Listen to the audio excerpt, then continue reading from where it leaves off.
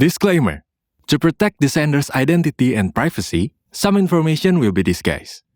Hopefully, the following story can bring us lessons and entertainment.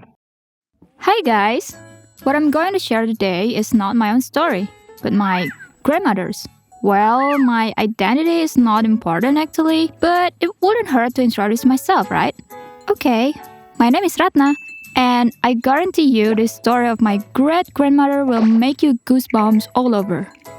The story begins when my grandmother was born in 1939.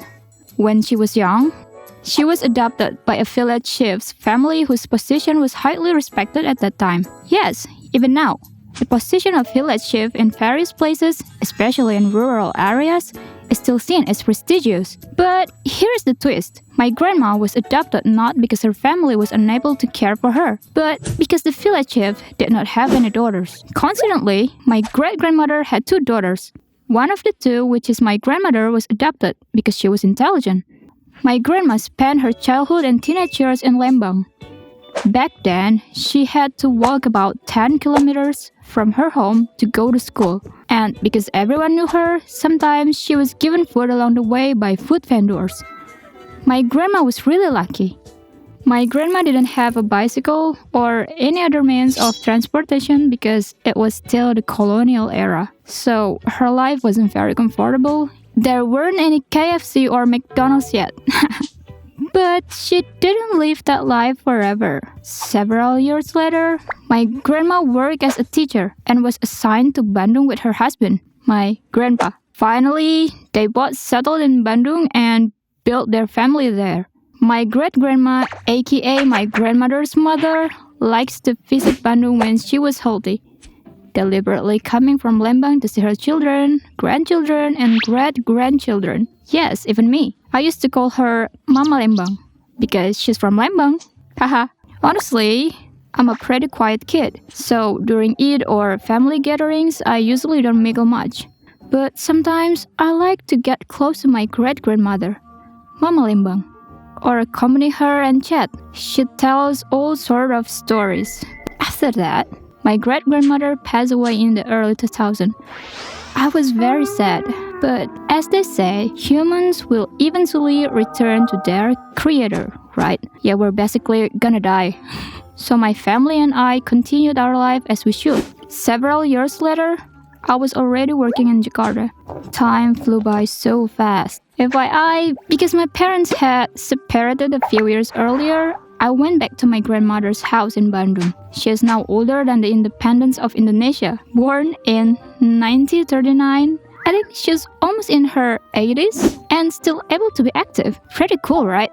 Well, one day, I went back to Bandung to accompany my grandmother and listen to her stories.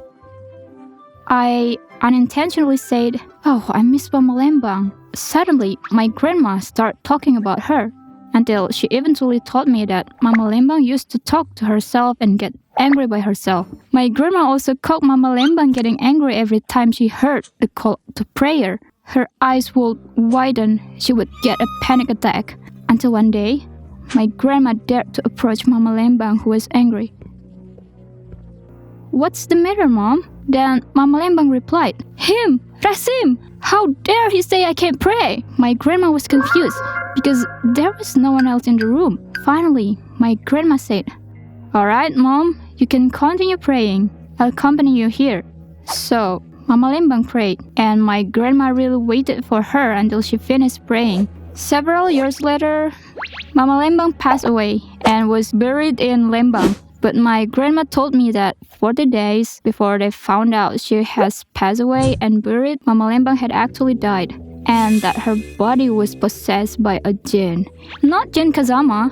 The one who was possessing Mama Lembang back then was Rasim, the one that got scolded by Mama Lembang earlier. I don't know what his motive was to inhabit Mama's body for 40 days until he was finally expelled, but it was just scary because it turns out that for 40 days, Mama had already died, and only her body was still moving because it was possessed by Rasim. At first, my grandma didn't know about it. She only felt that something was strange about Mama. She never heard Mama getting angry at Rasim again until Rasim confessed by himself. Like, what the hell? Confessed by himself?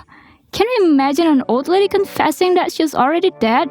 And the one reciting her body is not herself but a jinn? It is said that Rasim had already taken care of and been close to Mama Lembang for a very long time, so he guarded her body. But yeah, Alhamdulillah, after 40 days, Rasim really left Mama's body and she could finally be buried. Honestly, my body shivered when I heard the real story, and then I got curious. How could a jinn inhabit Mama's body? My grandma said it was because he was a Qorin jinn, some kind like a guardian jinn. Legend has it that people in the past were powerful, so many of them kept jinn to stay young. Nowadays, my grandma is old but still likes to tell stories about her past, and I still enjoy listening to her stories. It's just that I can't do it as often as before because we live in different cities now. But that's the most amazing story in my family. Even though my family background is well educated, there are still such mystical stories. So what do you think? If you like it, don't forget to like, comment, and subscribe to my channel. Thank you!